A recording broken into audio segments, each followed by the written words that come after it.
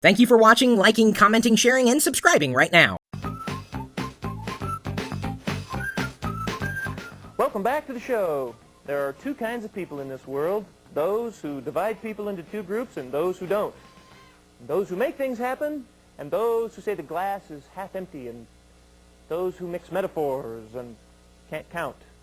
Well, right now I'm with a guy that makes things happen. I'm with Chris Pirillo, and Chris is the author of a terrific newsletter you can get for free by email. It's called Locker Gnome, and here he is.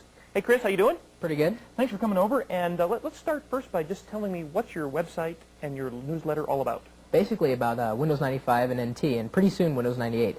The programs that come out for those operating systems, games, sounds, just about anything related to the Windows family of products. Okay, so what type of programs specifically are you talking about? I mean, Well, basically, not necessarily the ones from the big boys like Microsoft or Novell.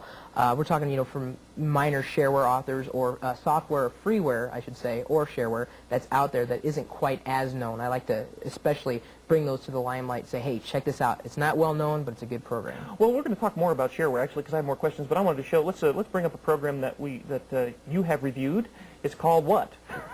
Zara. I asked about the pronunciation, so I know that's correct. Zara 3D is what it's called. Okay. So, and basically what it does is, well, that was your next question, I'm assuming. Yes. Well, Psychic. Way to go, Chris. So basically what it does is it helps you create graphics for the web, or maybe even not for the web. If you wanted to create it for a Microsoft Word document or WordPerfect document, you could use this program to make the graphic.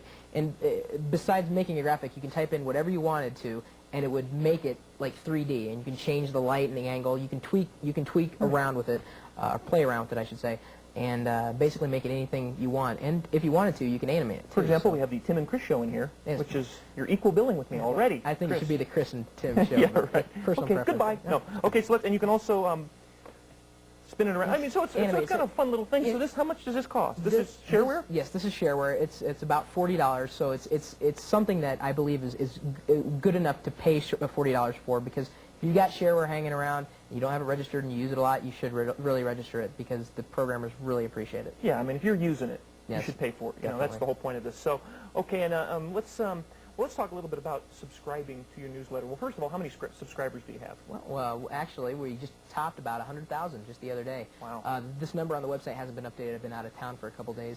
But basically, just about 100,000 people. It's a lot. And to subscribe, basically just pop on over to the website and type in your email address. I'll keep the email address safe. I won't send junk email. I won't sell the addresses. Everything's safe with me since I have control of everything. Just enter the email. I mean, it's pretty much that easy, and then I send the newsletter. And you're set. And so how often do you send the newsletter out? Basically every 2 weeks, every 15 days, twice a month. All the math. 24 times a year. That's how you do it. Let's see. All right. 240 over 10 years. Okay, so how hard is it to send out 100,000 emails every 2 weeks? It's difficult. At first it was difficult, but now I go through a provider that basically lets me send out the list from their server, and it really helps a lot from my end.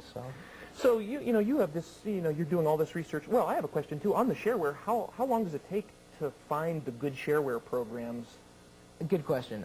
It just depends. I have an eye for good shareware quality stuff, because you got to wade through a lot of junk in order to get to the good stuff, and I just try to cut to the chase right. and just go to the good stuff, and that's what I like to feature in the newsletter. So it just depends if it's good or bad. Okay, so let's say somebody wants to do their own newsletter. Have any suggestions to people if they're trying to do something like you're doing? Suggestions, keep at it. It's difficult at first, but if you got the imagination, if you've got a viable product and an idea, everything else will take care of itself. Great. Well, Chris, thanks for coming over. And if you're interested in saving big money on good software, sign up to get Chris's newsletter. And here's where you can subscribe to Locker Gnome.